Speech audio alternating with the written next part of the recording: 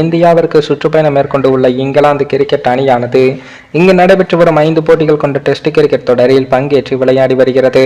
இந்த தொடரில் ஏற்கனவே ஹைதராபாத் நகரில் நடைபெற்ற முதல் டெஸ்ட் போட்டியை 28 ரன்கள் வித்தியாசத்தில் வெற்றி பெற்ற இங்கிலாந்து அணியானது தற்போது இரண்டாவது போட்டியில் 106 ரன்கள் வித்தியாசத்தில் இந்திய அணியிடம் தோல்வியை தழுவியுள்ளது.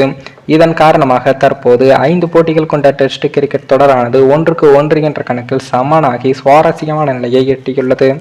அதன்படி நடைபெற்று முடிந்த இந்த இரண்டாவது டெஸ்ட் போட்டியில் முதலில் விளையாடிய இந்திய அணி தங்களது முதல் இன்னிங்ஸில் 396 ரன்களையும் குவித்தது. பின்னர் இங்கிலாந்து அணி தங்களது முதல் இன்னிங்ஸில் 253 ரன்களை குவிக்கவே பின்னர் 143 ரன்கள் முன்னிலையுடன் தங்களது இரண்டாவது இன்னிங்ஸையும் விளையாடி வந்தது. இந்திய அணியானது 255 ரன்கள் குவிக்க இங்கிலாந்து அணிக்கு கடைசி இன்னிங்ஸில் 399 ரன்கள் அடித்தால் வெற்றி என்ற இலக்கம் நிர்ணயிக்கப்பட்டது. அதனை துரைத்து விளையாடிய இங்கிலாந்து அணி 292 ரன்கள் மட்டுமே குவித்தால் இந்திய அணி 106 ரன்கள் வித்தியாசத்தில் வெற்றி பெற்றது.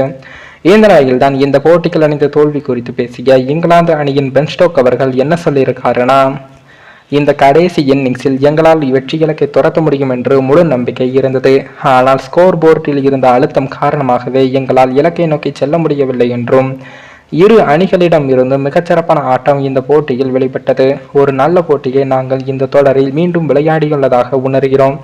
எங்களது அணியில் உள்ள அனைவருமே குவாலிட்டியான பிளேயர்கள் இருந்தாலும் இந்திய ஆடுகளங்களின் தன்மையை புரிந்து கொண்டு அதற்கு ஏற்றார் ஒன்று செயல்பட வேண்டியது அவசியம். எங்களது அணியில் ஆண்டர்சன் அற்புதமான வீரர், அதே போன்று இந்திய அணியில் பும்ராவும் மிகச்சிறப்பான வீரர் என்று பென் ஸ்டோக்ஸ் கூறியதும் குறிப்பிடத்தக்கது.